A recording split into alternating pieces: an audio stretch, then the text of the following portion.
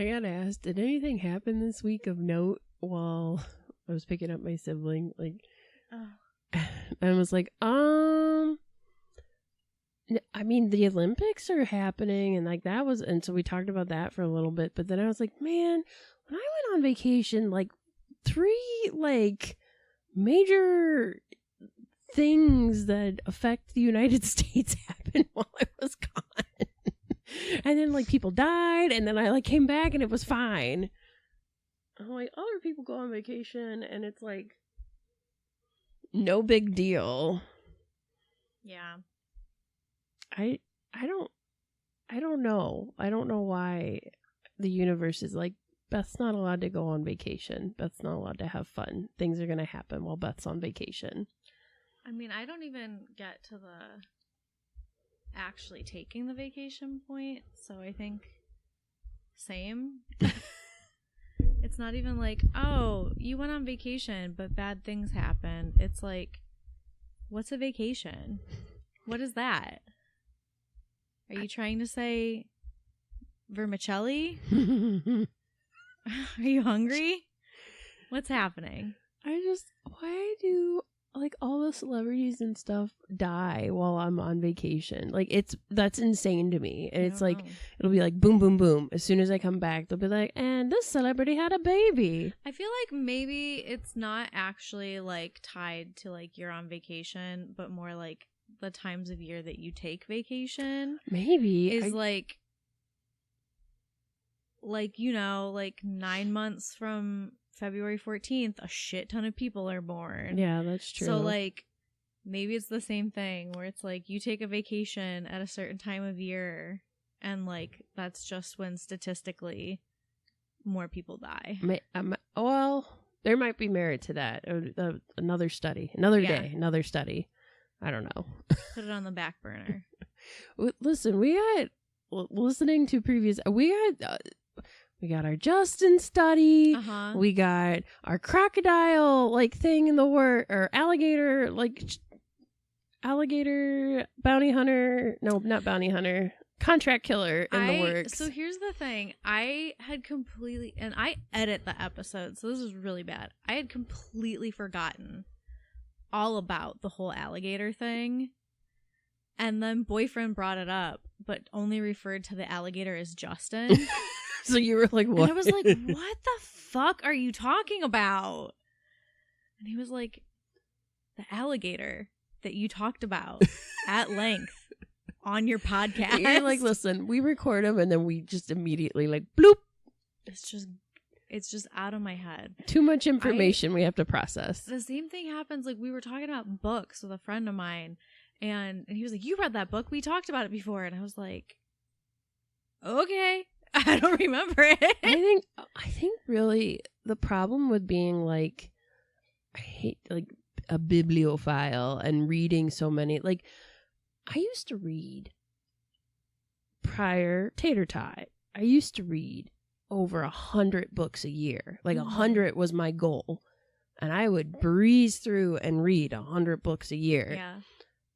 And now my goal is like 50 books a year because I have a Tater Tot. I don't have time.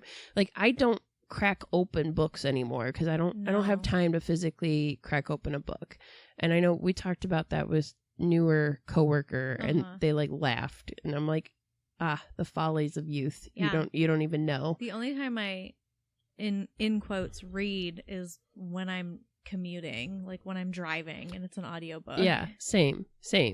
So I'm like, if I can't get in an audiobook format, I get like, especially if I have to read it for like a book club. Yeah. And I'm just like, but then it's like, yeah, I remember like, because I come in and I talk to you and I'm like, oh my God, this happened in this book. So I'm listening, I'm processing it. But then like a month later, if you were to ask me, hey, do you remember what happened to that book? I'd be like, what happened to that book? Like the little SpongeBob brain thing where he's flipped. What happened in that book? Yeah. What happened in that book? We read it. There's a Goodreads review about it. Yeah. What happened? I'm always like, I know that it's like worth its salt if I actually remember it. Like if I think about it more than like a week after I read it. and I'm like, I can recall specific details. That was a really good book. Otherwise, it's just gone from my brain immediately. And that's, yeah, like years later, like I tell people, I remember what the book's called, that I was like, that's one of the only books where I was reading it on my phone. So I threw my phone because I was so goddamn angry at the end. I finished it, but I was so goddamn angry. I remember what the title of that book is, but if you were to say, Beth, what didn't you like about that book? I don't remember. I just didn't like that book. It was not good. Beth, I'm sorry, but someday you're gonna have to accept that everyone does indeed poop. All right? I know everyone poops was a rough read for you, but it's just a fact of life. I haven't read that yet to the tater tot, but it's gonna happen. And then I'm gonna show up, and they're just gonna look at me and be like, "Bitta pooped." I'll be like, "I did right before I came over." I mean, you're right. We talk about Bear pooping every day. Yeah. Every day about his vet emergency. So, yes. And I'm like, buddy, that happened like 2 months ago now. He's okay. It's a formative memory in his Yes. childhood. Like, he's going to be 27 and he's going to eat a beet salad. and then he's going to look at the toilet and he's going to have like a PTSD flashback to the age he is now. Lord have mercy. I picture like the Danny Torrance Twitch. God. And then I'm going to get a phone call. Or maybe a FaceTime, because it'll be into the future. We'll be doing more FaceTiming, I feel like. I was going to say, Beth, we have FaceTime now. Yeah, but I just feel like we'll do more. We have the capability. I just think we'll do more FaceTime in the future. And it'll be, yes, like the Jetsons, the hologram. God, I don't even need all that. I just want the capability to take one pill with a glass of water and then not have to eat. Like, that's what I want. Why don't we have that yet? I don't know. I don't want that. I enjoy the act of eating, but I don't have time. I get it. If I just get up in the morning and I pop that sucker, I'm good to go. It's like an extra hour and a half I get back. Oh, well, and especially in speaking of time, you are in school, so there's no time ever because you're busy with classes. I blocked out my schedule once the semester starts on an Excel spreadsheet and did it by hours on the left side and then days across the top, and then just filled in the cells for the time that I was busy, and then filled in the times when I'm driving. Mm-hmm. And I have 4 hours a week that are not accounted for. So wow, swimming in free time. And they're not consecutive hours either. No, it's probably an hour here, it's 10 minutes here. It's not even an hour. It's a half an hour in the morning and a half an hour before I go to bed on a couple different days. Jeez. Yeah. And I'm sure they'll find a way to take that away from me too. Oh, God. That's part of it. New manager is so kind and just keeps pushing, just wants everybody to go back to school. Yeah. But I'm I have a tater tot. I will also say that the thing that they'd most likely be pushing people to do would be to get your MLIS. Yes. Which that program is nowhere near as intense as the one I'm in. So there's no commuting. It's fully online. It's fully online. Your actual requirements for the week, the most of the time, are just reading and posting a discussion board, and that's it. And it's hey, post 2 strong paragraphs discussing the information, and then go put a paragraph on somebody else's post, and then you're done. That's it. So it seems daunting, but I think in practice it would be way easier. So I don't know. I haven't decided yet. Keep mulling it around my little brain, but I'm also we'll see. We'll see. On the other hand, I'm I think I'm just going to drop out. I think I'm done. I think I'm good. We tried it. We're done. You're so close, though. I'm really not. I still have 2 full years. And it only gets worse from here. Jesus Christ. This is such a, it's an apt conversation, but it's getting real close to like, hi, I'm Beth and I'm Britta, and this is our last names. This is where we're at. We're getting real close, but it's an apt conversation because it's apt for what we want to talk to you guys about today, because it's that time of year, guys. Summer flew by. I literally have not heard any adults going, yeah, I had such a nice and relaxing, slow summer. Like, every adult I have talked to went, holy shit, where did summer go? Yeah. Like, these kids didn't get to do, like, I wanted to, like, go to the zoo. I wanted to, like, do this, and this. I wanted to, like, just hang out. And I'm like, man, even as a kid, and I mean, I guess that's just the way time works, was when you're a kid, like, it feels like the summer it's forever, because it's like every day you wake up and you don't have school. Yeah. But I'm like, for grown-ups, and especially like talking to new managers, I was like, our library was fucking wackadoo scheduling for library programs where we're doing 2 or 3 or 4 things a day. Yes. And they were like, oh, it'll be such a sigh of relief, like, by the end of August, like, everything will look completely different. I was like, well, it won't look completely different, but, like, it'll feel different, because we just don't do that kind of programming in the rest of the year. Yeah. So if you go to your local library and you see librarians looking a little haggard, it's because they've had a rough summer. Summer is full of summer reading and library programs to boot, because we're taking care of, like, kids that are getting dropped off for the summer and helping them pick out books and telling them not to eat in the library, and, like, you know, getting yelled at because we're getting yelled at because, I don't know, they just are angry or prank called. Yeah. I was telling my they were so dumb. I was telling my mom about that, and she's like, how stupid can you get? Why do kids prank phone call any? I said, because, Mom, that's just what they're like. They're dumb little tween kids. Like, they don't understand. That whole exchange was when we called them back while I was standing right next to them, and they grabbed their phone and went, "Oh, someone's calling me. Hello?" And I said, yeah, it's the people you've been pranking for the last 5 minutes. So we're not going to do that anymore. Okay. And they were like, what? How? And I said, your number shows up on our phone when you call us. Yeah. Caller ID has been a thing. So we called you back. And the friend turned around and went, smart.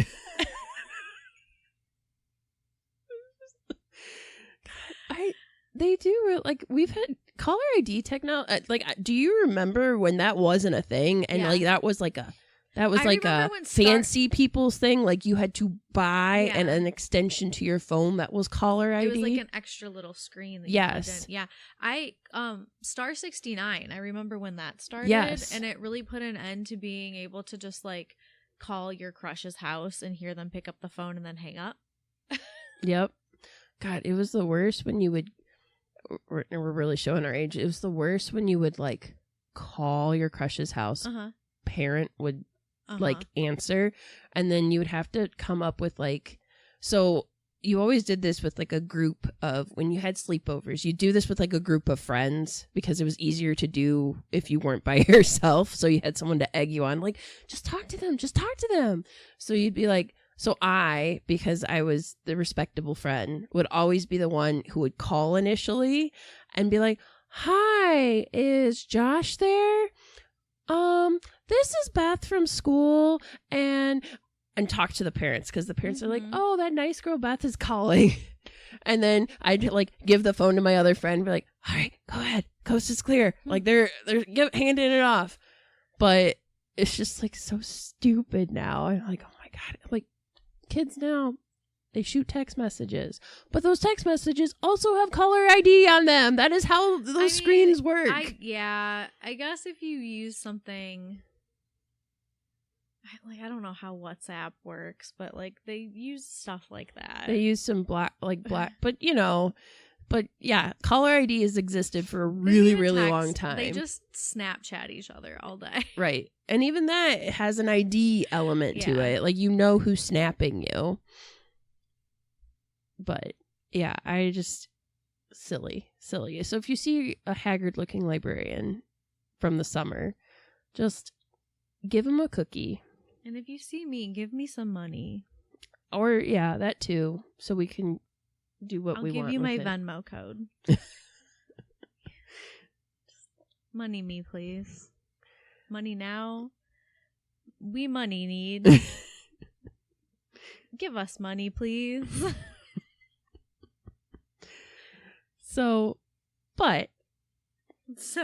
But all of this, I know you're gonna be like, let's just all that out. Semicolon. However, we having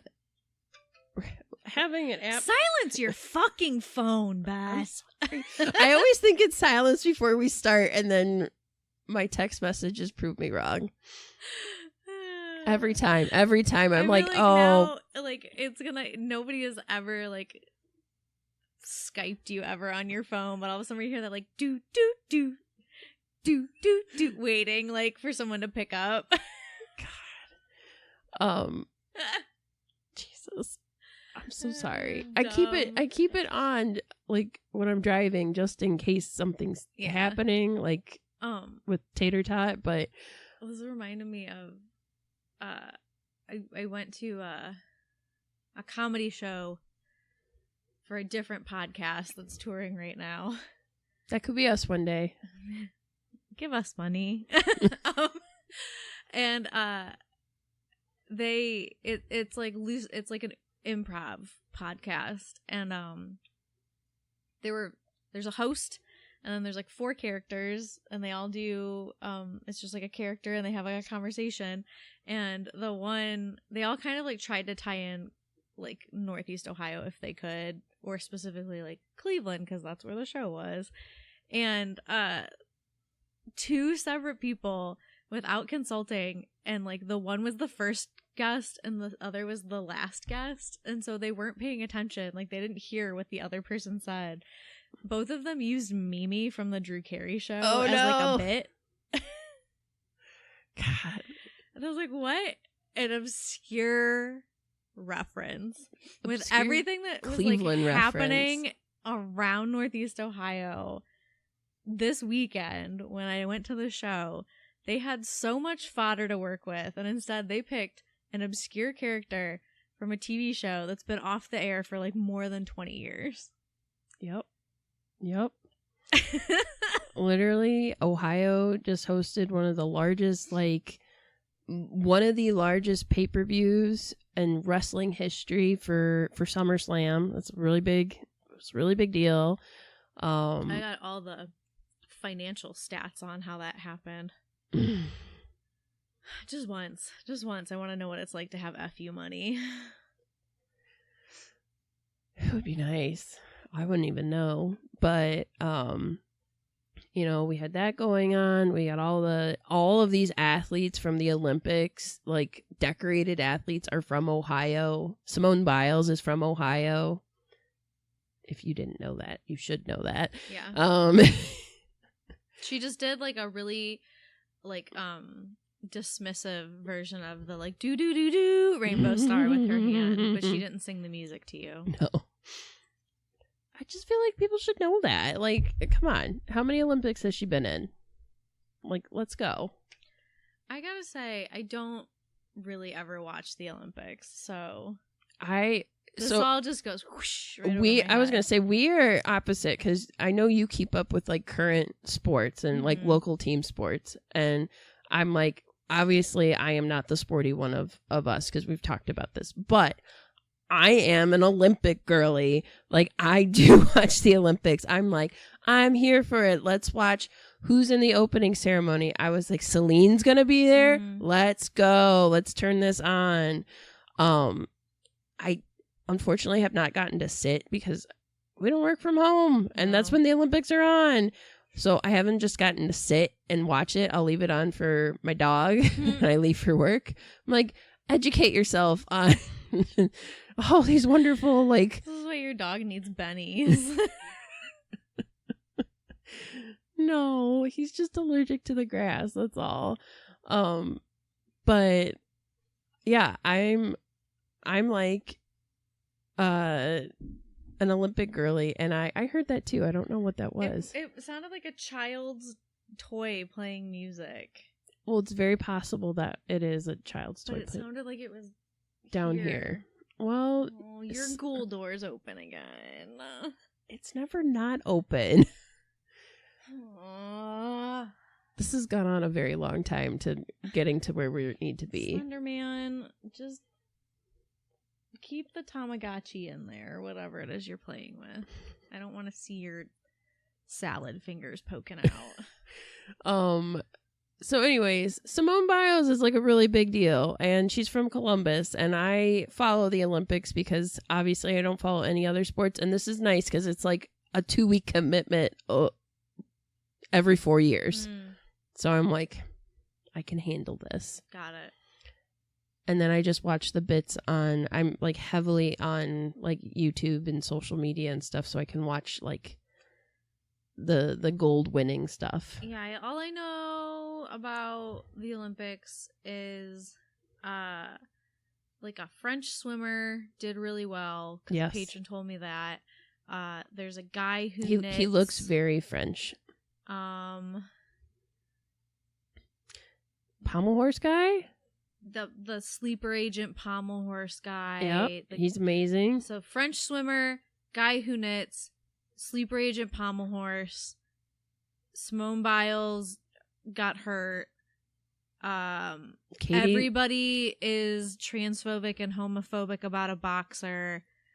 Katie Ledecky is the most decorated women's Olympian of all time. I don't know that. She's a swimmer. She has 14 medals the last time I checked. All I know is what I'm telling you. Okay.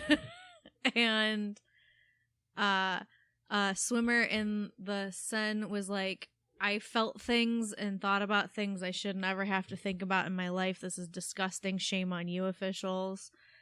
And they did that for the aesthetics. There's a hard of hearing kayaker from the US that signs. That's the full extent of my like Olympic knowledge. Other than that, I saw Snoop and they were roommates, Martha Stewart, in their matching riding gear, and I saw him carrying the blunt torch, and that's what I know. Different discussion. We'll move on. But anyways, we're gathered here today at the Lake Erie Library because we care about you. All right, everyone take out your letters. Who wants to start? This is an intervention. We want to talk about back to school and the horrors you face going back to school because summertime has just gone way too fast. That was my Midwestern way of getting to the point. They're not necessarily back to school movies, though. They just take place at a school. Yeah. Right? Well, back to school is really hard. Like, once we were like, let's do that. And then I'm like looking it up. I'm like, man, there's not a lot of movies that are set right at the beginning of school. They're either set during the fall, which is closer to the beginning of school. Yeah. Or they're set prom. Yes. But not a lot like right at the beginning. Uh-huh. The one movie I have technically is the beginning of the main character's enrollment into the school. Same with both of mine. But it must be like a rolling enrollment of like when one person leaves, the other person, they only have room for so many students. So I'm like, I guess it's kind of a back to school movie. Like you're going back to school, but it doesn't have strict parameters, I guess. We've said back to school so many times, and now I just have the Billy Madisoning song in my head. So, join us on a journey. We both have 2 movies to dive in today, so we will give you kind of behind-the-scenes stuff, information you need to know, brief plot synopsis. without trying to spoil anything, and then I guess any additional information we feel is pertinent. So, yeah. You guys are probably like, Jesus, Beth and Britta, like, I'm over it.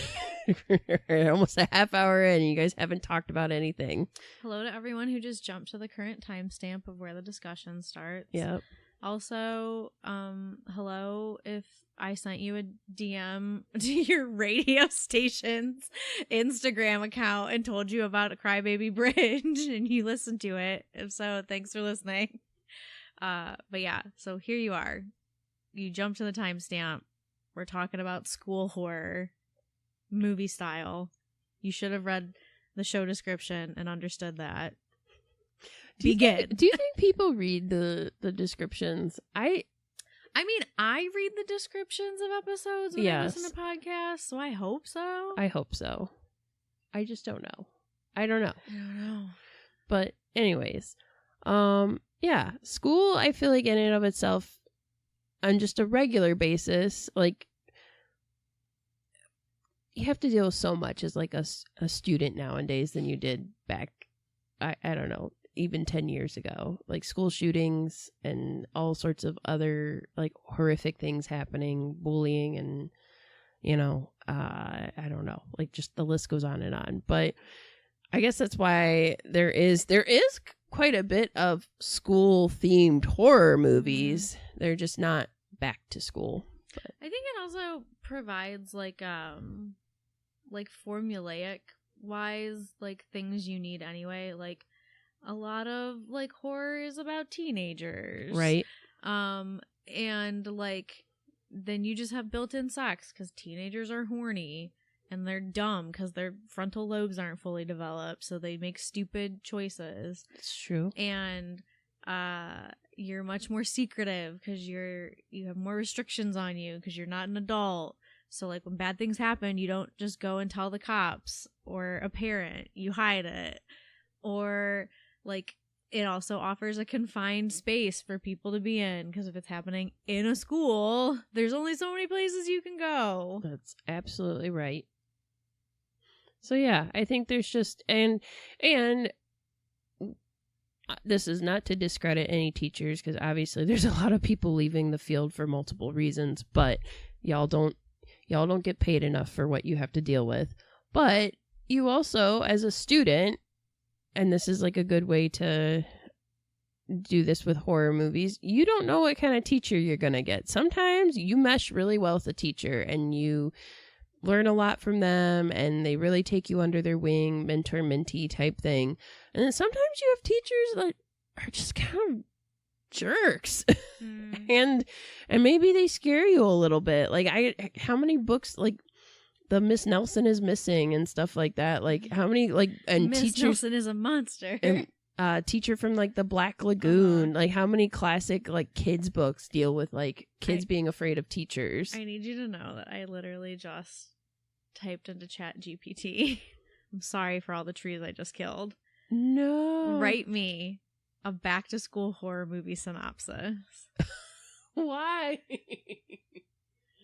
Title: The Final Bell. Ooh, oh damn, that's pretty good.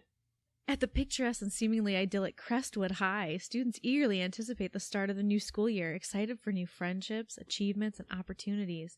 But as the final bell rings on the first day, they quickly realize that something is terribly wrong. Unbeknownst to them, the school's long-abandoned basement has been awakened after years of silence. Local legend has it that decades ago a student vanished without a trace, and rumors of a curse surrounding the school's old bell have persisted ever since. Now the bell tolls with a haunting resonance that no one can ignore. As night falls, a series of gruesome and inexplicable events begin to unfold. Students report seeing eerie figures in the hallways, their reflections distorting in the mirrors, and hearing whispers in the dead of night. What starts as pranks and ghost stories quickly turns into a nightmarish reality as one by one students are dragged into the darkness, disappearing without a trace. A group of skeptical friends, Emily, Jake, Sarah, and Max, decide to investigate the strange occurrences. Determined to uncover the truth, they delve into the school's hidden history, discovering shocking secrets about the cursed bell and the sinister force that has been lurking beneath their school. The more they uncover, the more dangerous their situation becomes as the malevolent entity grows stronger with every passing hour. To escape the nightmare, they must unravel the mystery of the bell, confront the vengeful spirit that haunts the halls, and survive until dawn. But as the clock ticks and the bell tolls ominously, they realize that some curses are not just stories. They're deadly truths waiting to be unearthed. The final bell blends classic horror elements with a chilling school setting, creating a terrifying and suspenseful experience where survival depends on confronting the past and facing the darkest fears. Well, damn, that actually does sound like... But I guess my only hiccup, Chat GPT, is after the final bell rings, are they in school all day? Are they now trapped in the school? Are they going home for the evening? Because it feels like with the plot synopsis, the building needs to trap them inside and then start. I don't think they're trapped. I think they take it upon themselves to like go investigate. Okay. Because they said like they were there to investigate. Yes. Do you want a Ouija board planchette?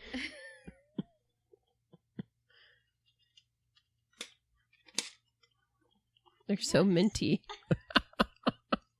Goodbye. Anyway. Sorry for that interruption. Yeah, some teachers really suck, don't they? What are we doing this? Oh, God. All right. So, I guess I'll start, since we already had a fake plot synopsis. The one I'm going to start with is actually, it's one that I hold near and dear to my heart, because I feel like I grew up with it, which it came out in 1998, and so I was pretty young to see it, but like, it's a horror movie. It's also a sci-fi movie, and it's scary, but it's not too scary. So it came out, unfortunately, on December 25th, 1998. And it's also part of the reason why it didn't do as well as they hoped it would have, because it came out on Christmas. But the movie I am talking about is The Faculty. This was directed by Robert Rodriguez. Screenplay was written by Kevin Williamson. And man, this has kind of got the who's who of teen stars starring in it. You got Jordana Brewster, you got Clea Duvall, you got Laura Harris, you got Josh Hartnett, you got Sean Hatsusi, you got Famke Jensen. Hattasey. Okay. You got Piper Laurie. I forgot Piper Laurie's in this. She's really good. You got Bebe Neuwirth. You got Robert Patrick.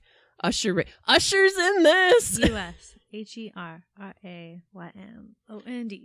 You got Jon Stewart in this movie. And the reason I watched that movie when it first came out, because I loved The Daily Show. You also have Elijah Wood, who, putting this in perspective, like a few years later, like Lord of the Rings came out. And I remember when it like came out and they're like, Elijah Wood's in it. I was like, oh, that guy from the sci-fi movies in it? From The Faculty's in it?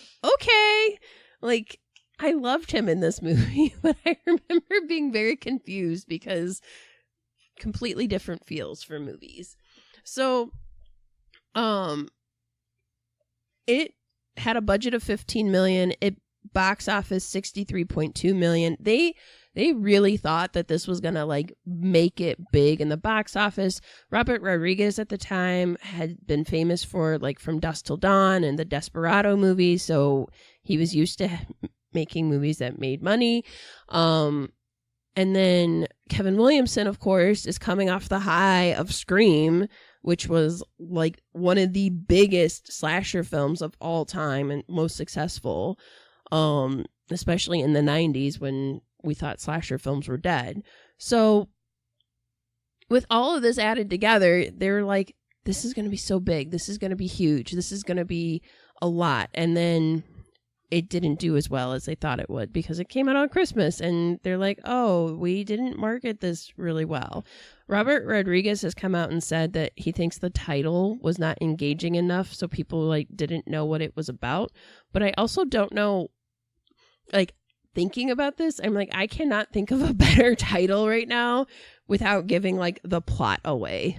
So part of the reason I picked this movie is the town it's set in. It's like a fictional town, but it's set in Ohio. So it's at Harrington High School in Ohio, and it is about this group of teachers. So they're meeting, and one of them goes, and this is like right at the beginning, one of them goes to get her keys because she comes back to the school. She leaves, she comes back, gets her keys, and then she's attacked by the football coach, Joe Willis. Joe Willis is played by Robert Patrick, and he looks like one of those asshole, like, football coaches. And the film, while it's set in a fictional town in Ohio, this could be like any kind of small town, rural school across like America. The football team is what takes precedent. So if you're not a football player and you're not a cheerleader, then you're kind of an outcast of the school. So you have these group of students. There's like a main cast of like 10 characters. So it's a pretty big cast. So you find out Casey Elijah Wood plays Casey. He's like the main character. They come back to school the next day and they just notice that some of the teachers are acting weird and they can't quite put their finger on it. So then you're introduced to this different cast of characters. So Jordana Brewster plays this like really preppy cheerleader, popular type. Clea Duvall plays this like alternative girl who they play her as like in the movie. So this is a slight trigger warning. They always like refer to her as like a lesbian and call her like derogatory names. But she wears alternative clothing and she reads science fiction, and that's why they accuse her. And she doesn't take shit off of like boys, and she doesn't like put out automatically, but because she isn't conventionally like popular and stuff, they're like, oh, she's a lesbian. I'm like, so take this with a grain of salt. This was 1998, and where it's set, I feel like it all goes hand in hand. We have better language and whatnot now. We have more inclusive language. We also have people who dress in this like alternative like clothing all the time now. But that was like really alternative back then. You have, I think Sean plays like the football player. Josh Hartnett plays, I think he's supposed to be like a burnout, and he has an unfortunate haircut in this movie like he does in all of his 90s horror films. I love Josh Hartnett though. Like, I had a crush on him when I was younger. I think as did a lot of girls, but keep seeing the trailers for the Trap new M. Night Shyamalan movie, and like I'm an M. Night apologist, so like I would see it regardless, but like we've been to so many movies recently and seen that trailer so many times that I'm like, I think I've almost convinced boyfriend to like see it, but I think he is not an apologist. He hates it, but I'm like, it's Josh Hartnett, come on. Listen, Josh Hartnett, that's really his bread and butter. I'm like, was he in other movies in the night? Yes. But what do I remember him in? Horror movies. And so I don't think this was his first horror movie. This was like his second or third horror movie. But he's like, he plays like the burnout kid. And he's like, he looks older than all the kids. Like he's been held back like a year or two. Elijah Wood's a baby in this. And then like the teachers, Jon Stewart plays like a science teacher. Robert Patrick, of course, is the asshole football coach. Piper Laurie plays like a very strict teacher. No, she starts out kind of meek. So they notice that these teachers start to have personality changes. And then Famke Jensen plays like the English teacher who's like very soft spoken, and she's very pretty, but like kind of like mousy and pulled back. And then they notice that these teachers keep having like these personality changes. And so these kids are kind of suspicious, and like Elijah Wood is the one that pulls them together. And then they find early on in the film this like shrimp looking organism, which is the best way I think to describe it. And they're exploring it, and then later when they're like trying to figure out what it's doing, it's gone. And then really the precedent that brings these students together is when they're going to go check out this shrimp, they get attacked by Jon Stewart's science teacher character. So just this is kind of he dies off pretty early on. And so then they figure out something is happening where like these shrimps are essentially inhabiting people, and people are acting different. So then it's kind of it feels very much like a teenage version of Invasion of the Body Snatchers. So if you've never seen that classic sci-fi film, you should see that because it's excellent. But this is very much an homage to it. And there's a lot of different like scenes in this where if you've seen other sci-fi films, you're like, oh, that's like, okay, they're paying tribute to that. They're paying tribute to that. They're trying. So it's nice in that respect.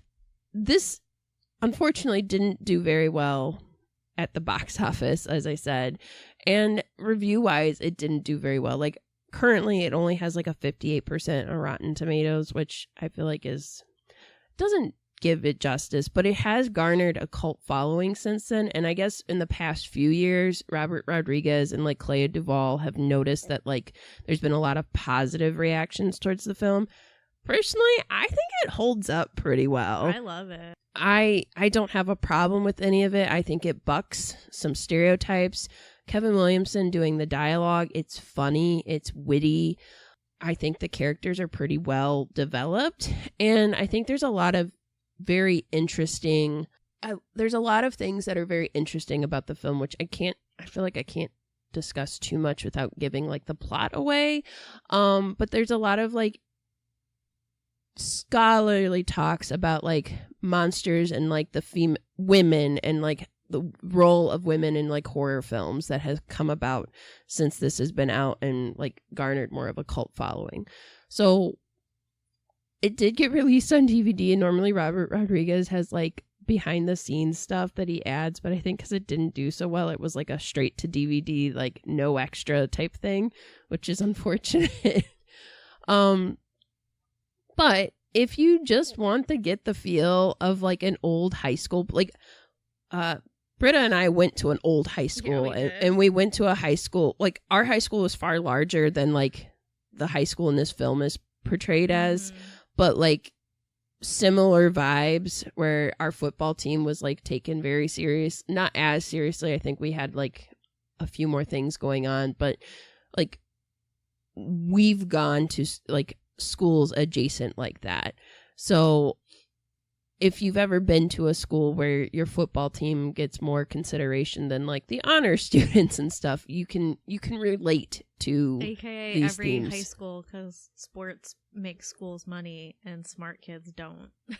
So yeah, that's what I got for it. It doesn't feel like a back to school, like it's obviously warm because everybody's in like shorts and stuff, and maybe it takes place during the fall because they have it's football season. So, but it doesn't have like a super back to school feel, but I feel like it is a good back to school horror film. It just didn't get the consideration it needed. Had it came out during like September as opposed to Christmas, it probably would have done better. I don't know.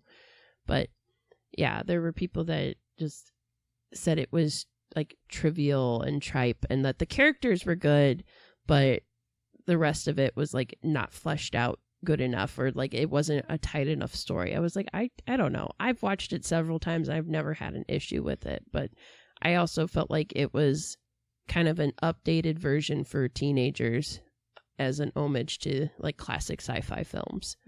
So that's that without giving away any of the big plot twist. Cool. Yeah. So the first one I'm going to talk about actually came out earlier that same year. Oh. It came out in July.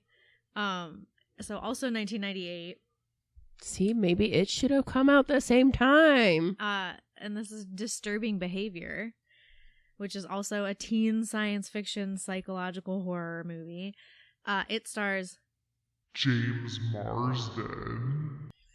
No, it doesn't. It stars James Marsden. No, it doesn't. I remember Katie Holmes because I remember the cover of it. I have not seen this movie. There's our boy right there. Oh my God, those he's baby blues. He's a baby in it. And as she mentioned, Katie Holmes, and then also Who's from Ohio. Sorry.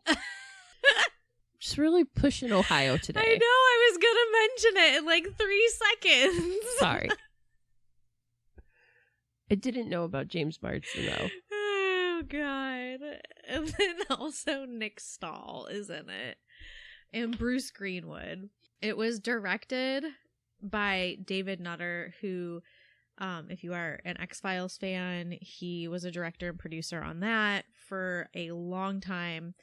And then Scott Rosenberg wrote the screenplay of it. So the very generic, I don't even want to read this plot synopsis on here. Let me see if I can find a more generic one. Now I'm gonna have to like go and see this because I just feel like I recommend getting it from the library because I think the only place it's streaming right now is like the MGM subscription. Oh, the more obscure streaming. Well, boyfriend is subscribed to it but doesn't remember subscribing to it. So we watched it on that, but let's see what IMDb's little thing is. They give everything away in these synopses. Okay, I closed it. The new kid in Cradle Bay, Washington, stumbles across something sinister about the town's method of transforming its unruly teens into upstanding citizens. That's the most generic. Even Wikipedia, if you read like the first paragraph, it's gonna give you more spoilers than that. It is, and I just realized this last night, so I feel real stupid, but it is like a sort of a updated teenage version of the Stepford Wives. Oh, interesting. It also had like really terrible reviews when it came out, but I blame MGM for this because it got gutted prior to like the actual theatrical release. Like they did test screenings and they had like a bunch of like negative response for it. They would do this test screening and it wouldn't do well. And so then they started cutting scenes that gave like plot and character development. Oh, the vital stuff. Yeah. And so there's like a whole backstory about like the main family, like James Marsden's family in this film. There is like a backstory of why they're like just moving to this small like Pacific Northwest town. And they cut that. And then they cut like love scenes that established like chemistry between him and Katie Holmes. MGM was like, you know what? Like we're just gonna like, we're gonna get a new editor. We're gonna make cuts. Hey David Nutter, go like shoot a new ending because we don't like the ending. There's like a character that dies that we don't want to die, so you gotta make a new ending where that person lives. And then, like, they essentially, this is not, like, the movie that he wanted to make. Mm-hmm. And it got to the point where he was, like, ready to just, like, take his name off of it. Mm-hmm. But then he felt bad because, like, the cast and crew don't have that opportunity to take their name off of it. Right. So he left his name on it because, I mean, the X-Files were, like, this is, like, peak X-Files time in the 90s. So having him attached to it is, like, helpful. He was going in for, like, an X-Files type atmospheric kind of thriller, and MGM just was like, we just want Scream, like just make teen horror, get to the fright parts, like we don't want all this extra shit in there. Teenagers aren't going to sit through a movie that's more than like 90 minutes long. So they cut 31 minutes worth of film. That's a lot. It was only 115 minutes. It was still less than 2 hours. That's a lot. And so it ended up being an 84-minute theatrical cut. Wow. And then to like add insult to injury, when they like released it on DVD, he was really close to getting like a director's cut on it. And then MGM was like, nope. And then in 2000, when they released it on DVD, they put an audio commentary with him and like some deleted scenes, which has like the original ending on it, but they're not like in the film. You have to go into like the bonus features on a DVD to see that. The Blu-ray also has that stuff on it. The like original release of that, which was it was in 2016 on Blu-ray, is like now out of print, so you're only gonna find it used. It got re-released on Blu-ray in 2022, and that still just only has those original like bonus things. So there is sort of this push, like a weird underground, slowly growing push from fans to like get a director's cut released of this. So like, can we get the same energy that all of you neckbeards put into getting your Suicide Squad or whatever, the Superman, I don't know, one of the DCs. I don't watch that shit. Oh, the Zack Snyder cut. Yeah. Let's get the Nutter cut. Let's get the disturbing behavior Nutter cut. It writes itself. That's a meme right there. Let's get it. I want to see the whole thing the way he envisioned it. It's not his fault his last name's Nutter. So, interestingly, Sci-Fi Universal and Comet, both TV stations, have been known to air a unofficial director's cut. So if you watch it on TV, you might actually get those deleted scenes like put back in the film where they belong. Is this like the Goonies where they show like parts of like, I swear, maybe that's the Mandela effect where they talk about like the octopus scene, and then I'm like, yeah, I've seen that, and they're like, it was on TV, and I was like, oh. Yeah, maybe. I don't understand. This is all licensing, and I just don't understand how it works. Yeah. But yeah, so it's good like for you, it's like Sci-Fi. Unofficial, but it does kind of exist. And then there is like an unofficial kind of a legal edit of it where somebody went back in and like re-edited the film and posted it online, that if you can find it, you can watch it that way maybe.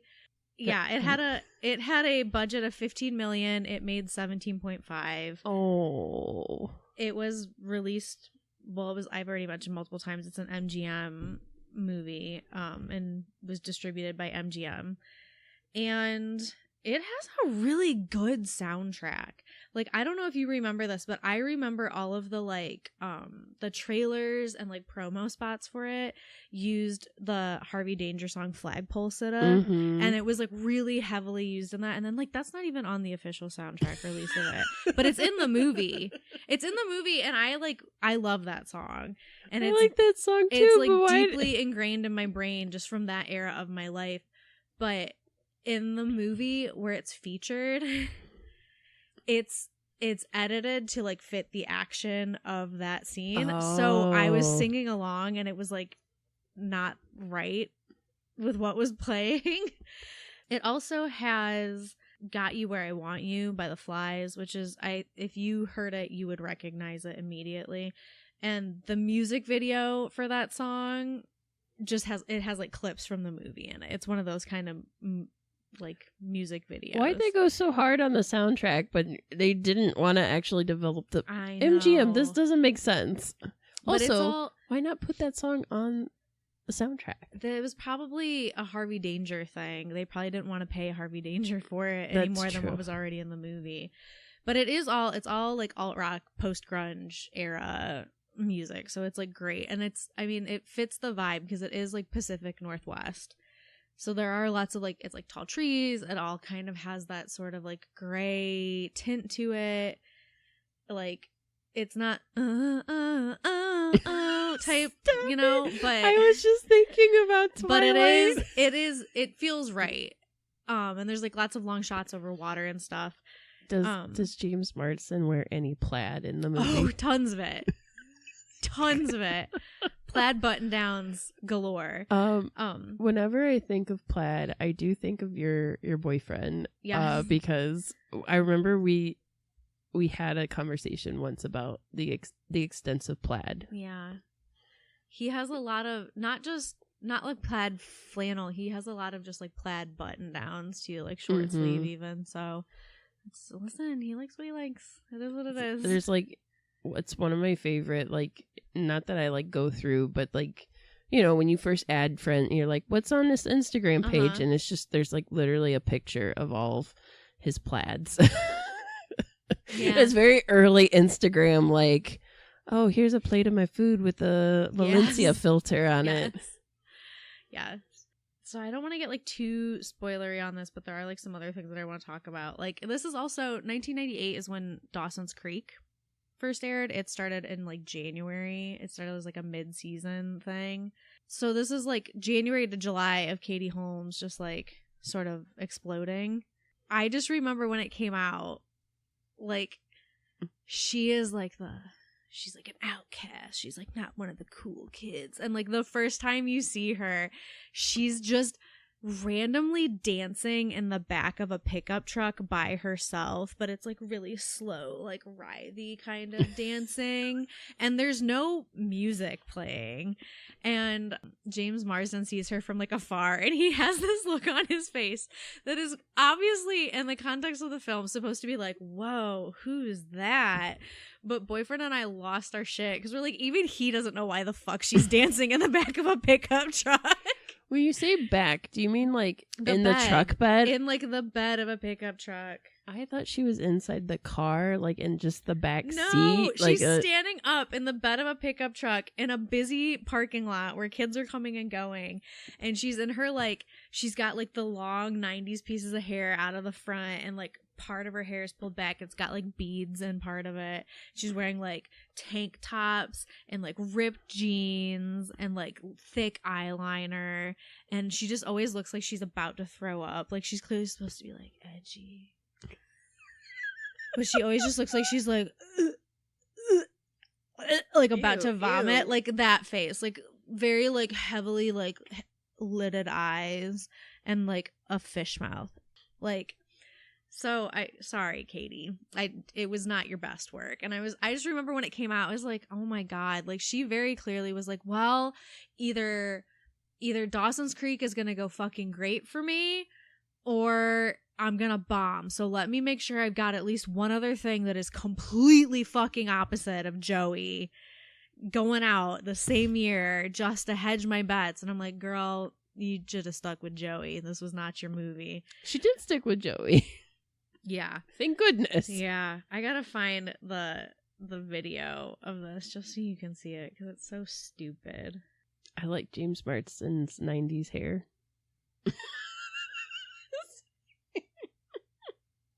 The song that's playing is not what's playing in the movie. Somebody added this over it. Is there no music that plays? There's no music! Oh, because I was like, well, this isn't so bad. So it's just stupid. Oh, God, Nick Stahl's a baby in that. Yes. Holy crap. So my other beef with this is that the dialogue it's weird. Like, Nick Stahl has like a very affected way of speaking, and he's using like a lot of really elevated words, like a lot of, bonus point words here.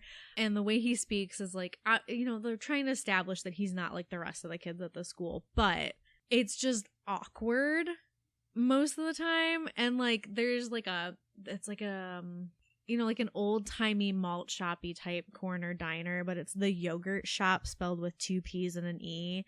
And he walks in at one point and he's like, shoppy. Oh. What the hell is a shoppy? And so it's like dumb shit like that. They also have in this movie, like, the other main like kid in their group is, his character's name is UV. It's Chad Donella, who he was in like Devon Sawa, Death's Coming for Him, Final Destination. He was in Final Destination. And in this, he's like super pale and he has like white blonde hair, and his name is, they call him UV. Oh, come on. Oh, that's not nice. So I don't love that. And he is just kind of like the burnout, like he's everybody's weed guy in this movie. And like he even makes a joke of like, this keeps going, I'm going to be the 7-Eleven guy. Like that's. Oh, God. And so, like, I don't love that. And then there are, like, it fits the plot of the film, and it's also the late 90s, but there is, like, a lot of, like, weirdly derogatory views of, like, sexually liberated people, or, like, it's a very, like, conservative majority in this town, and the way they look at certain things, like a girl who is not even doing anything is like called a whore multiple times just because she like is not prim and proper. So like stuff like that does happen in this film. I was gonna say another trigger warning I just thought about is there is like a weird power dynamic between a teacher and a student in the faculty, and it's with Josh Hartnett's character because he knows he's like good looking, and so he like tries to charm his way out with like Famke Jensen's character Famke, and she eventually changes, and then there's like this like where she's very sexy, and then she's like flirting with him and stuff like that. It's just a very strange power dynamic, and thinking about it like back in the news, that was like something very I don't know if you remember, like there was like a teacher that had slept with her male I remember student. Yeah. I think that happened right around the same time, so I think that was like hearkening to that. So if that's something that like you don't like, or just I'm letting you know that is something 1997 is when Mary Kay Letourneau was found guilty. So like the year before this. So yeah. So if you guys are like, why didn't they tell us? Sorry, I forgot until Britta was talking about more trigger warnings. Yeah. So like that, I mean, that stuff happens in it.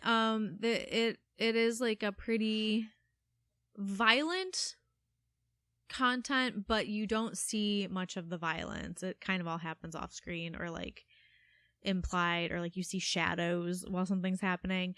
There's also a janitor who is like kind of laughed at for being like different and nonconformist in thinking, as you often have in horror, but like the way he's played, you could almost believe that he's like maybe on the spectrum or something like that. So it's not like they outright are being derogatory about people on the spectrum, but it feels like a very cliche stereotype in horror films that's in this.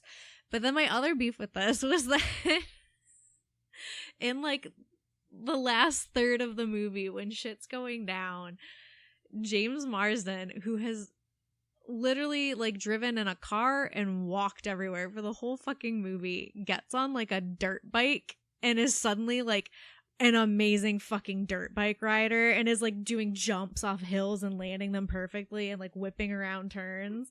And I was like, get the fuck out of here, James Marsden, on your stupid bike. Unless there is a deleted scene of you racing a dirt bike on a track, I don't believe it. Okay? I don't buy it. There's also a scene that deals with like psychiatric patients, and it's not super kind. So that is like my last trigger warning for it. And there was a quote from it that I didn't remember that boyfriend said before we started watching it, and he like can't remember movie quotes to save his life. Like, to save my life, if someone had a gun to his head and was like, quote this movie, he'd be like, I'm sorry. Oh no. It was nice while it lasted. Like, so the fact that he like remembered that and I did not was impressive. But it's so stupid. It makes no sense even in the context of the film, but somebody is just constantly repeating, like, come see the musical creatures that hide among the flowers. And it's just like that. And it's so weird. And then I was like, oh yes, I do remember quoting this repeatedly when this came out. And then there's somebody who does something and then freaks out and was constantly going like bad, wrong, bad, wrong, wrong, bad, and then smashes their head into a mirror. And I remembered that vividly from watching it as well. So somewhat quotable despite having really shitty dialogue. Which I feel bad because I'm like, Kevin Williamson did the dialogue, but I cannot think anything right now of like like without spoilers, I cannot Yeah. think of anything that would be like okay. I don't know, but here's my petition for the Nutter cut. We want the nut cut. We want the nut cut. Jesus Christ. Oh. So that's really funny that we both started with like not more modern, because I know you have a movie that's newer than what you just but we started with 1998. It was a pretty good year for movies. Yeah. Yeah, I didn't see Disturbing Behavior, I think because, I don't know, like I saw it on TV and I was like, oh, it's like a horror movie, but didn't interest me. But like, I don't know why The Faculty was like allowed to be watched and this one wasn't, but I did not realize that was James Marsden this entire time. Oh, the other note that I had was I got so mad because he's got like a real baby face in it, and he's got like pretty defined cheekbones. And I like had this realization. I was like, oh, if they made this fucking movie now, they would cast Timothée Chalamet. Isn't he too old? I don't think he looks like he's a high school student anymore. I think he does. I don't know. How old is Timothée Chalamet? Timothée Chalamet. I think he's like 25 or 26. Oh, he's still, he's still like on the like edge of like. Oh, he's 28. Oh, let's see. He looks like a fucking child, Beth. Yeah. Where's that Gollum picture at? It's because he's got cheekbones, but he also has like a very full baby face.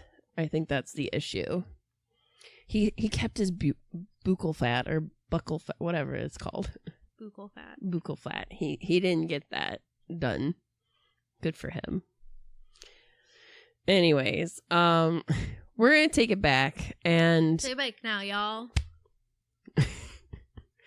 And we're gonna go back to 1977, and this film that I'm gonna talk to you about is considered, I would say it's considered as like a classic horror film. It's definitely considered a classic Italian horror film, and it has one of my most favorite soundtracks of any horror film. It's done by the band Goblin, and this film was directed by Dario Argento, and he also helped co-write the screenplay with Daria Nicolodi.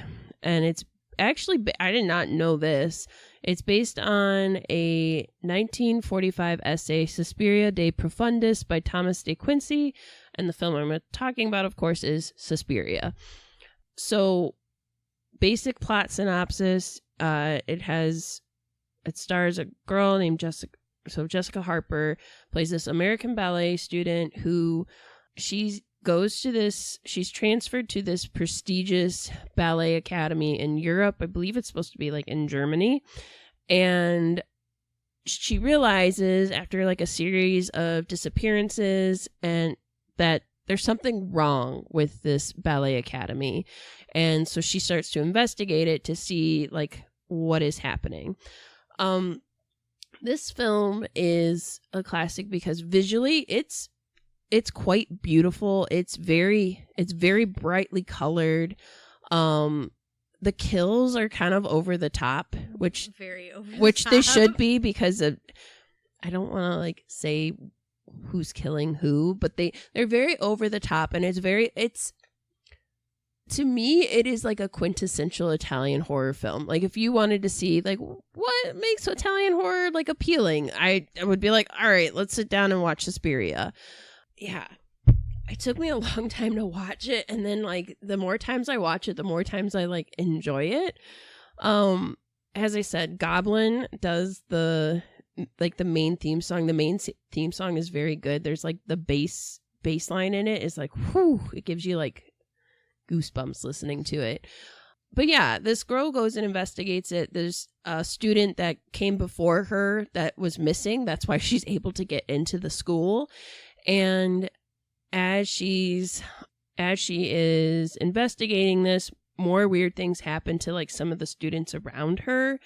And there is some body horror in this.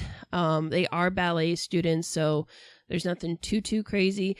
There is a trigger warning. There is a dog death in this, so I'm just letting you know. I don't think they show the dog death on screen, but the dog, you do know that the dog dies.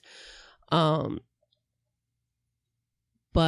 she has like a friend named Sarah, who I won't get into much more than that. So anyways, just this movie involves, I don't know what else I should say to like I feel like I really would be giving away the plot on this. It did, so originally it's 99 minutes long. It is a dubbed movie with English. It cost 1.43 billion lira in Italy and made 1.8 million lira in North American rentals. And it's the first of a trilogy that Argento made surrounding the subject matter that is in the movie, which is called The Three Mothers, which I didn't know that. That's pretty cool. They did also make they were gonna make it into a movie in like 2008, and then it just kind of winded in like production hell, and then they did actually remake it in like 2018, and that has like an all-American cast, and it's got like Dakota Johnson, who plays the lead role. It's got Tilda Swinton in it. I think there's a lot of people that hate this remake. I didn't hate it. But it's definitely a different film. Like it's got Chloe Grace Moretz, but I didn't hate this film, but I think I saw it prior to seeing Suspiria. I see why people dislike it, because it is named Suspiria, but it is not Suspiria. There's a very big plot difference at the end, but I would say the things that people might like about it is it leans more heavy into the body horror, and like it's a ballet school, so there's a lot of dancing, and there's a lot of like, there's one scene in particular like in the remake that I was like horrified, because there's a scene of dancing that coincides with some body horror elements that it's like once you see it you can't unsee it, and there's a lot of like breaking of bones and all that fun like stuff. So if that's not like your cup of tea, if body horror is not something you enjoy, you might have a hard time with. But the original Suspiria it's beautiful, it's over the top, and it's kind of schlocky at this point. And it's like at the beginning there's somebody that dies, and they die because like there's this beautiful like window full of like colors, like, and it's above, so it's like oh my god, why can't I remember what those kind of windows are called? Stained glass. It's supposed to be stained glass, and it's like above, and then like the shards break and they fall and they like pierce the woman, and the blood is like, it's not even like real red blood. It's not Tarantino red. It's like almost like a milky red. I don't know how else to describe it. Like it's bright red, but it's not like scarlet red like when you think of like blood. And it's got broken pieces of glass and mirror, and it's like, wow, this beautiful bloody mess is aesthetically appealing. Weird. So this movie, I would say it's considered a cult film as well, but it's had a lot of influence on a lot of different directors. Like there's a lot of directors that are like, that's one of my favorite movies. They love like the color in it. It's just considered like one of the greatest horror films and one of the best films of cinema, because it is so striking visually, and like the music goes so well with it. Like it goes so hard, and I'm like, it has no right to go as hard as it does. So it's considered a giallo film. So it's they called it on Rotten Tomatoes, it's got a 93% score. The critical consensus says, the blood pours freely in Argento's classic Suspiria, a giallo horror as grandiose and glossy as it is gory. You can find this in a lot of different places. They did release it with a 4K remastered Blu-ray in February 2017. It has not gotten that release since then in America. There's thrash metal and metal bands that are called Susperia. It's made a lot of different horror books and horror films have paid homage to it and talking about like the German Dance Academy and whatnot. And then I'm trying to see if there's anything else. I would just recommend it. I got to see it live, I got to watch the movie as the band Goblin was performing the soundtrack to it, which I'm like, well, it's ruined now. I'll never be able to watch it at home and be like, oh yes, that bass line is like really coming out, because it comes out, but it's like not the same as like hearing like the thrum of it hit your veins when you're in a movie theater. But it does feel kind of like back to school, like where you're the new kid at school and you don't know what's going on. And then you're just like, and like me, I'm always like, the thing I hate about the first day of school is sitting through all like the bullshit of, here is your syllabus for the day. Hello, my name is Beth. Stand up and tell you something about yourself. Like, I hate that. I'm like, can I just start in the middle of the semester and you just give me the syllabus and be like, okay, this is where we're at. This is where we're going to be. You're all caught up now. Like, and that's, I think, something Suspiria does, because she just kind of rolls in and she's like, all right, I'm here. And they're like, okay, you're dancing. Let's teach you some ballet. Get going. The remake of it with Dakota Johnson has like a little more backstory to the main character, but again, it's just a different vibe and a different feel. Though I will say Tilda Swinton in that movie is like perfectly casted. I agree. I would have been like, who else am I gonna get to be an ethereal like ballet instructor? If Angelica Houston were younger, I probably would have casted her in the film, but it is what it is. So yeah, if you haven't seen Suspiria, I feel like a lot of people who are into horror movies have seen Suspiria. So, but this is my art school kids. Yes, or art school. My roommates in college made me watch it, and I like hated it because I thought it was super pretentious and dumb. I think you really do have to see it with like the right audience, because I think if you're watching it for like an art school perspective, completely different takes you're gonna get out of it, because you're like looking for something different. And I was just like, ugh.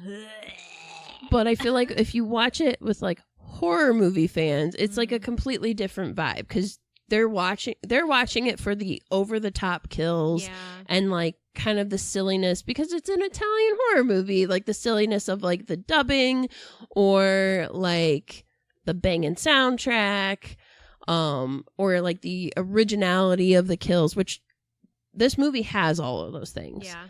But it's also beautifully shot. Like each shot is visually stunning. Like beautifully rendered. The house that they live in, this like ballet academy, is very pretty. It's like, I would live here. I'm like, damn, how big is your dorm? Huge. Really huge. It's like a nice place to live, and it's just very visually, it's like, okay, we're on board. So I see why art students like enjoy it and stuff, but I can also see like it's not one of those it's like that Venn diagram of like who's cool about watching it and who's gonna be a complete fucking nerd about this. Don't watch it with film students. Don't watch it with art majors. Don't watch it with hipsters. I just watch it with people that like horror films. Like, well, there was like overlap. Yes.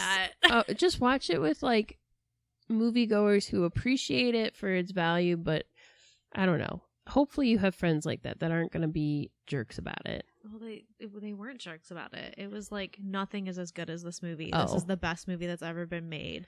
Any other horror is inferior to this film. I like Dario Argento, but Suspiria's good, but it's not my favorite Italian horror movie.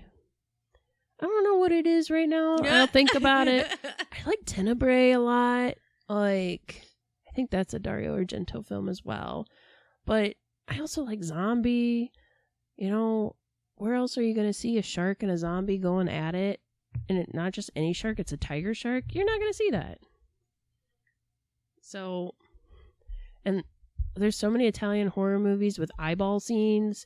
I actually got beef with that because that is like one of my greatest fears is something poking me in the eye. And I can't tell you how many fucking movies have like stuff through the first Hostel, and they take so long in all the Italian horror movies. It's like they'll show the pokey thing, they'll show the eyeball, they'll show the pokey thing, they show the eyeball, and I'm like, you have so much time to get away from it. Then I'm gonna warn you, there is a scene like that in Disturbing Behavior. Great. There's like some eyeball stuff, but it's not like the majority of it is not like a thing going into an eyeball. It's just like a very close up shot of an eyeball. And well, I don't mind close up shots of eyeballs. And then there is like a scene of like, oh no, is it gonna poke your eye or not? We don't know. This fear came from my first job because where I worked, I was in a very like close quarters, and there was a pegboard with like the pegs where you could hang stuff off of like merchandise. Mm-hmm. And if you rounded the corner, I was just always, they were like, some of the pegs were eyeball level, and I'm like, I'm gonna eat it on this little like ergonomic rug they have. I'm gonna eat it, and then it's gonna straighten my eyeball, and then I'm gonna have to wear an eye patch for the rest of my life.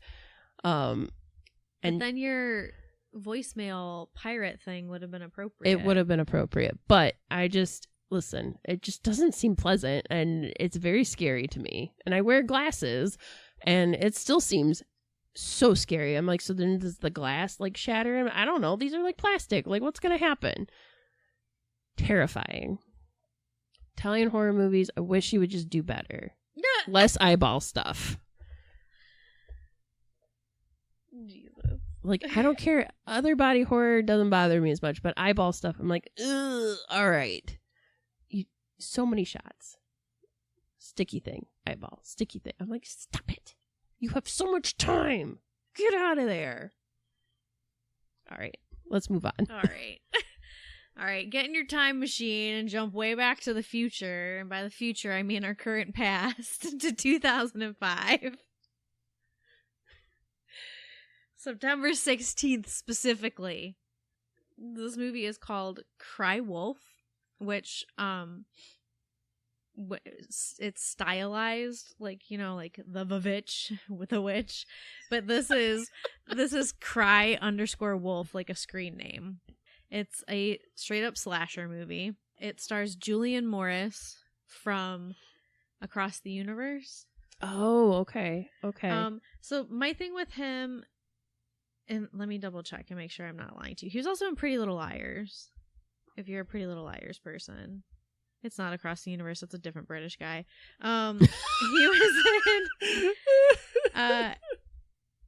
He was in a lot of shit. He's in Sorority Row. He is probably most well known from Pretty Little Liars then. He's Ren. But he's English, but he has one of those English accents that sounds like like an American doing a bad British accent. Stop.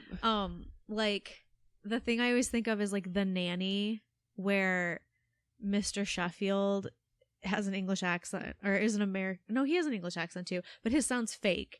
And then Niles the butler sounds like it's a real, but it's the guy with the fakest sounding accent, that's just his actual voice. And then the butler with the real sounding British accent is like an American dude from New York. So like Julian's accent sounds fake, but it's real. That's just how he talks. Lindy Booth, who was in a ton of stuff in the early 2000s. She's got red hair. She's got a very recognizable face. She was on Famous Jet Jackson on the Disney Channel. Yeah, I remember Famous Jet Jackson. Yeah. She was in Warehouse 13. She was in Detroit Rock City. She was in The Skulls 2. She was in American Psycho 2. She was in Wrong Turn. She was in Dawn of the Dead. That's where I know her from that. She was in like a ton of like early 2000s horror. And Jared Padalecki from Gilmore Girls / Supernatural. This is pre-Supernatural? Well, about the same time that the first season of Supernatural came out is when this came out. Post Gilmore Girls. Like Dean Gilmore Girls had already existed. He's gotta get away from his heartthrobby status. He clearly did, because the first time you see him, and I pointed it out to Boyfriend because Boyfriend watched Gilmore Girls, and he's got beef with Jared Padalecki as a human because of his character on it. And so, again, much like the Katie Holmes move of like, I'm gonna play this really edgy character who's totally different than my Dawson's Creek character. You go from like Dean, who's like the boy next door, to Tom in this movie, and when you first meet him, he shakes his roommate's hand and he goes, I just beat off. Jesus. Yeah. And so this follows a group of teenagers at a remote boarding school who play and it's like a very elite, it's like a rich kid school. They play a game called Cry Wolf, which is just, it's like if you've ever played Mafia or Werewolf, it's kind of the same idea. And they spread rumors of a serial killer they made up, nicknamed the Wolf, which leads to the discovery of a young woman's body on campus, putting the lives of those who played the game in legitimate danger. It had a budget of $1 million. It made 32.5. Oh, I feel like that's pretty good. It did well, but it got like shit reviews from critics, which is why I say don't listen to fucking critics. That's just their opinion. They love Suspiria. It doesn't mean anything. So it feels very early 2000s horror. Boyfriend was like, it feels like a Sunday afternoon evening, like we're gonna watch a horror movie. Like it's the vibe you want for that, of like, whatever, we're just gonna throw it on, we'll make some popcorn.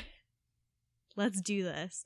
It has a lot of really beautiful like autumnal like flyover shots of like these beautiful like New England trees that like are oranges and reds and stuff like that, and they're on this beautiful campus that feels very like Ivy League college with like lots of trees and stuff too. So it has like a very fall semester of school vibe to it.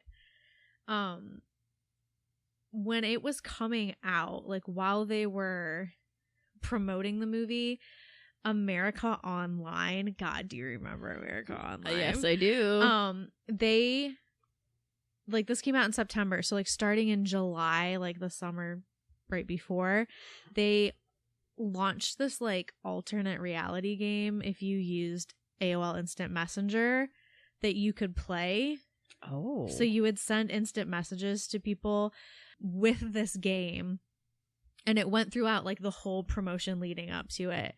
So it was very similar to the game Mafia, or some people call it Werewolf, where it's like you essentially have to determine who the killer is by like accusations, and you have to like vote people out, but like the chances you might just be voting out all of the good people and leaving yourself with the killer, or the most like convincing person might be the killer themselves, and they're trying to get rid of everybody else so they can win. So as they put it in the movie, it's about lying and manipulating your friends. So that was a whole thing online leading up to it. Like I said, critics hated it. They said it was like dull and derivative. I think that it does have like a lot of like horror movie tropes, especially from like the 90s and early 2000s, are there, but it's because they work. Like some of it is predictable and you're like, ah, yes, like I kind of saw that coming, but you never feel like let down by it. It feels right for the momentum of the story. They also have, this was another one where the dialogue got me. It, more than disturbing behavior, has like a lot of cringy words that like we don't use anymore. Like somebody was like, oh, your new butt buddy, and I'm like, yuck, no thank you. So there's like some, my brain was like, what is that? I forgot about what that means. And then it was like, you remember what that means. Yeah, I never liked that for the same reason that I don't like the term butt hurt that people say all the time still. I don't like it. It's like homophobic. So I like, there's somebody uses that. There's like some other instances of kind of like homophobic responses to things. So that is like a little bit cringy, but again, it really does, like, it feels like the early 2000s. That's literally like what people talked like then. I mean, it's unfortunate, like with these movies that were set in the late 90s and early 2000s, that it's like any movie, like you want to try to make it timeless, but it's also, there's always going to be something that dates it. And unfortunately, how we talked about people and how we talked about like otherness. So if you were an alternative girly or an edgy person, like, how do we show that? Like, this is like a fair warning to all of you younger generations who are like, bring back Y2K and stuff. I'm like, no, you don't want to. Like, the fat phobia was real. The homophobia was real. Like, you want to dress real cute like that, but guess what? You weren't allowed to wear that because you were told that if you wear like a tank top that has spaghetti straps, you're warranting people to like treat you differently. Assault, yeah. So there's some cringy stuff like that. It also, because a lot of it takes place like at the time, it was 2005, so like everybody was still using like AIM and instant messaging each other. I used that well until like 2010. Yeah, so they're all like instant messaging each other on the computer, and it kept making me nuts because we obviously don't use the term instant messaging anymore. We usually say like DMing or like I text someone. And so I think I even just said I messaged them. Yeah. Like, I didn't say instant message. But they keep saying like they sent an IM, and I'm like, oh my God, this feels so weird. Like, nobody talks like that. And it feels wrong because my brain wants to correct it to DM, like direct message, not instant message. So every time they're like, the IM came in at this time. Well, she couldn't have sent the IM because I was with her at this place. And I'm like, stop saying I am. Just say message. I think, because I would be like, oh, I was on AIM. And well, they don't call it AIM. Or they can't, yeah. But even if you were just say, I was on whatever fake instant messaging thing they did, then if you just said message, you would assume it was an instant message. Right. That was sloppy writing on you guys. And then the other cast member that I did not mention until now because I wanted to bury the lead a little bit. They're the journalism teacher at this boarding school. And remember, these are all like high school kids. The journalism teacher at this boarding school, Mr. Walker, is played by none other than yours, mine, and every other white person's favorite musician to fist pump to, John Bon Jovi.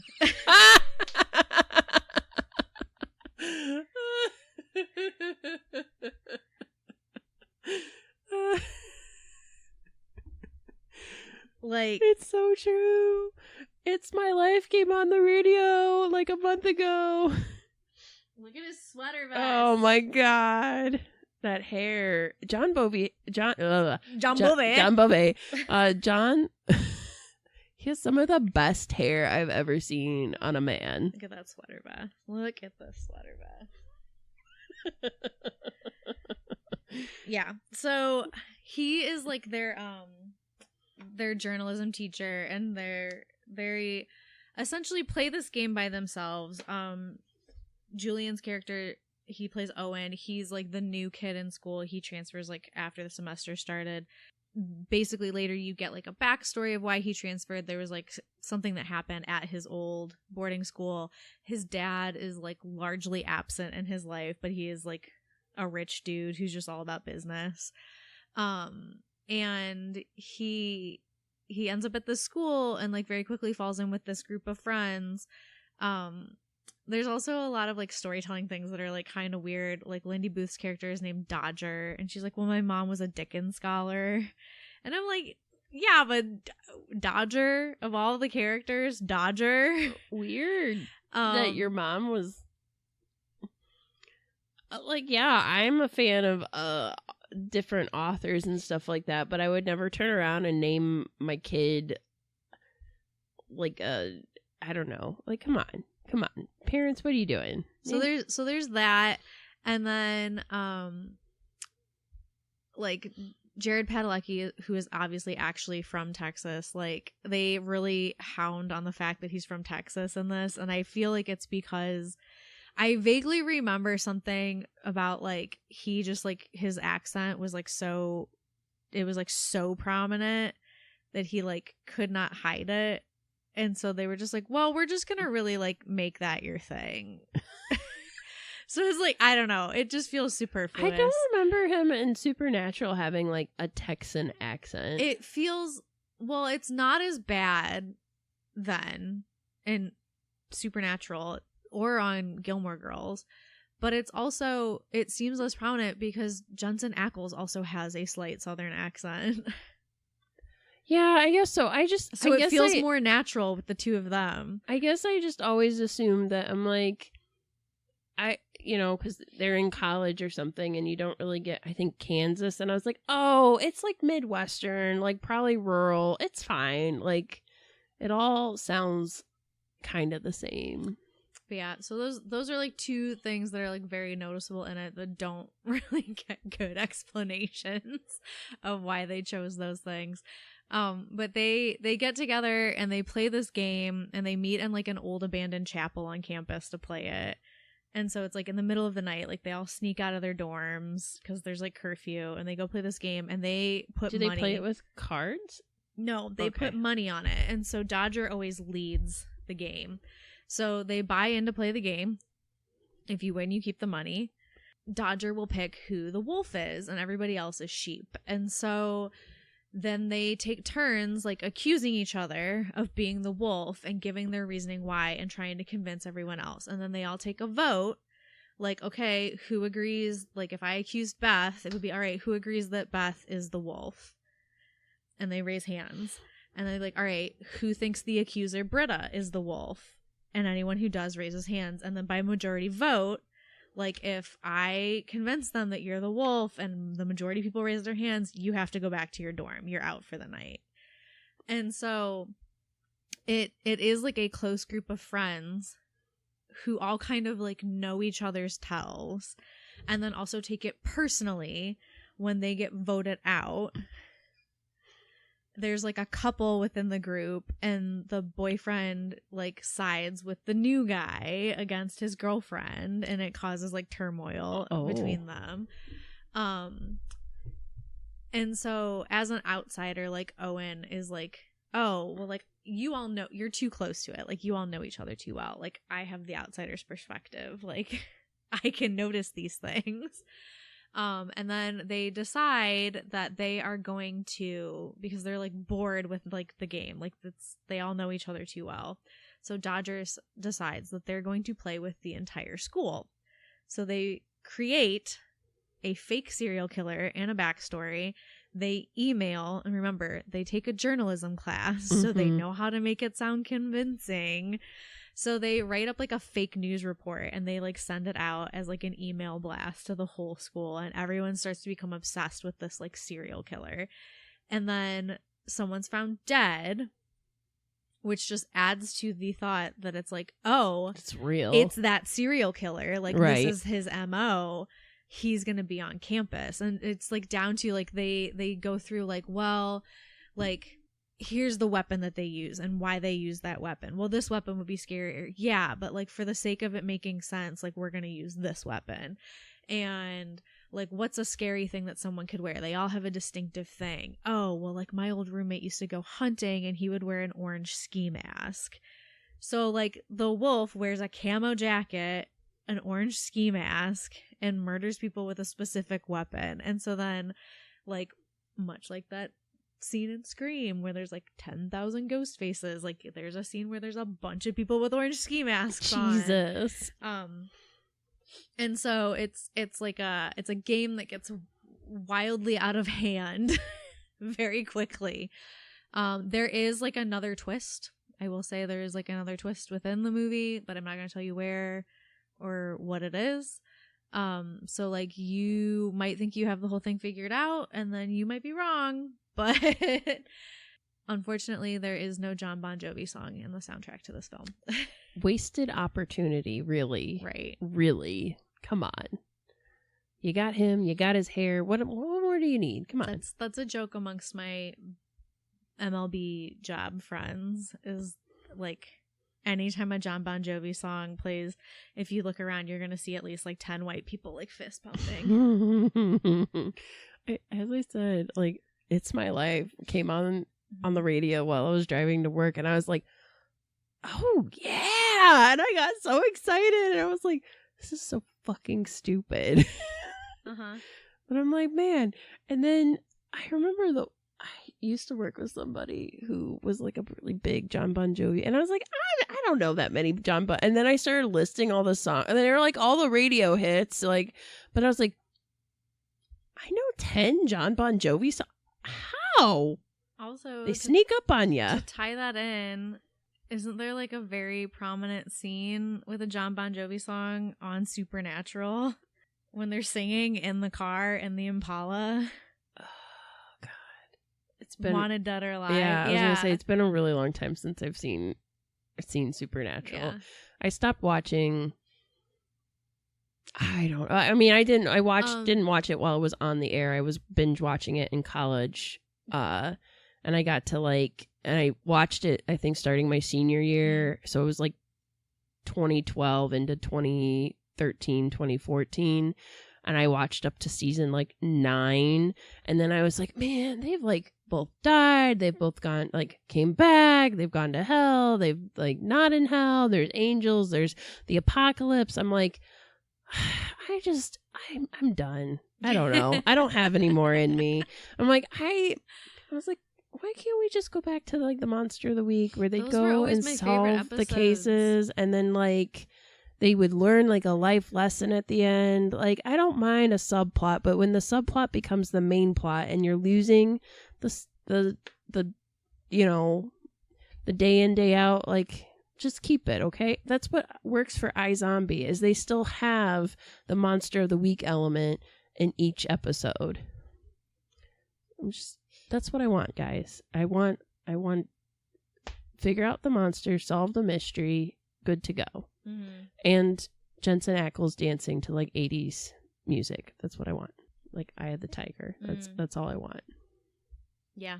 So, yeah, that's what we got for you. I feel like those are a nice collective of different types of horror films, but they all are very school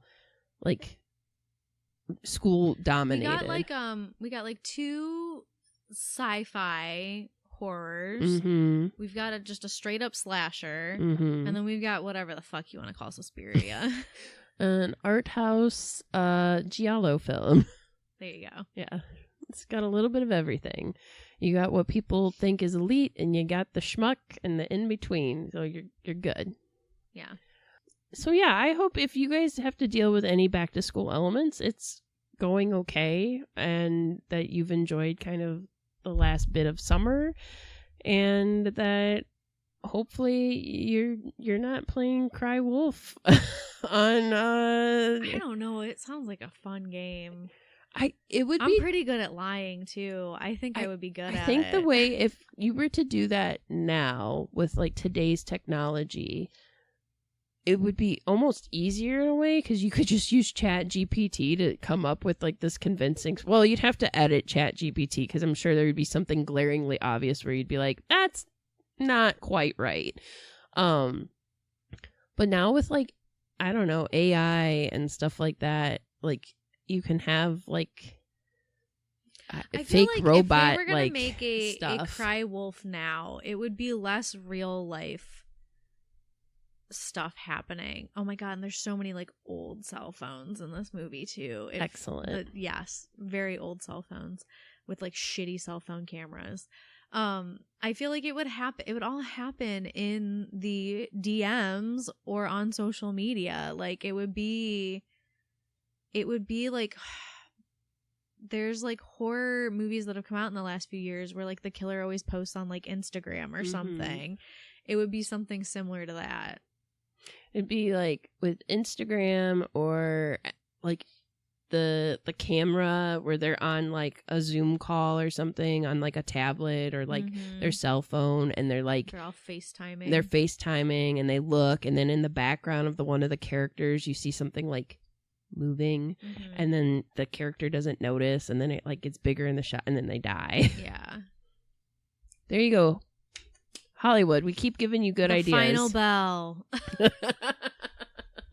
That's a completely different vibe. That's almost got Suspiria vibes. It also has Summer of Night vibes. Yes. Like it's got different vibes, but look, Hollywood, we just gave you 2 ideas. Like TM, please pay us. The Final Bell starring Micah Monroe. She, at this point, though, I feel like she has to play like a young teacher because she's been playing like college student-esque like roles for a really long time. So I feel like we can't de-age her. We're not using CGI for that. That's blowing the budget. Maybe not Micah, maybe Hunter Schafer. Okay. Yeah. They're kind of like our new generation scream queen. And they've been on Euphoria, so I feel like they can play high school still. I won't say it because I feel like it's going to make you angry, but I'm like, we could get Timothée Chalamet in the movie, and then you'd kill him off. Like, if this was a Cry Wolf-esque movie, like, or, I don't, because he wouldn't be, we've talked about him playing a high school student, but he could also be like, if it was a boarding house situation, like a recent graduate who's like TA type thing now, I don't know, or an RA type thing now. I wish I could capture Britta's face right now because there's just a complete disdain from the side of just like, it's like you stepped in something. It's like you stepped in dog poop. Timothée Chalamet is the dog poop of my soul. We're going to end up, something will happen in the future where we look back and people are going to be like, read receipts on tour. Britta, do you remember that one time in like your guys' 2nd or 3rd season or whatever? I don't know. We don't break them down into seasons, but do you remember that one time like a few years back and you just have all of these things about how much you hate Timothée Chalamet? And then I'm like, yeah, and I was right. He turned out to be a serial killer, right? You all owe me money. He turned out to murder puppies, remember? I was right. He did not pass the vibe check. Britta's just waiting. She's waiting for the news to catch up. And then when it happens, I'm going to be Leonardo DiCaprio, where he's like watching the movie, and he's like, right there. That's it, right there. That's it. It happened. Vindication! Yeah. Anyways, we hope you guys have a good back to school year. We know it's a rough transition. Probably by the time you're listening to this, I'll have already lost my goddamn mind again. So we hope that it's somewhat smooth. We feel for you if it's not. I hope you did this weekend when we're recording it. I hope you already did all your tax-free shopping. Yeah. Man. What a nice thing that is in the state of Ohio. I'm like, oh, okay. And I got a coupon today? Yes. Look at that. Uh-huh. was extremely nice. Remember to use your Target Circle one time only 20% off coupon for teachers and students. You have until September 28th.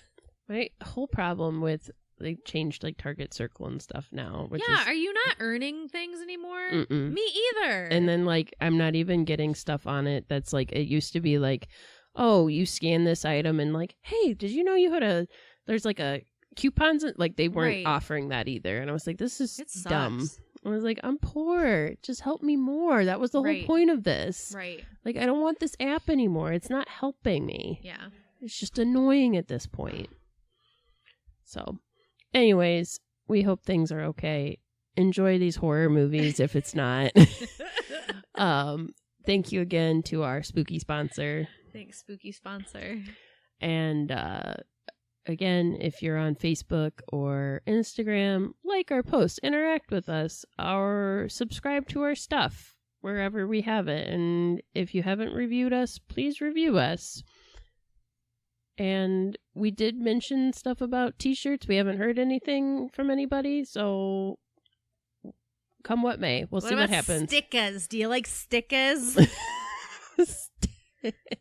What about a sticker of James Marsden on a dirt bike? Can we do Does that give you the good tingles? I'll print them.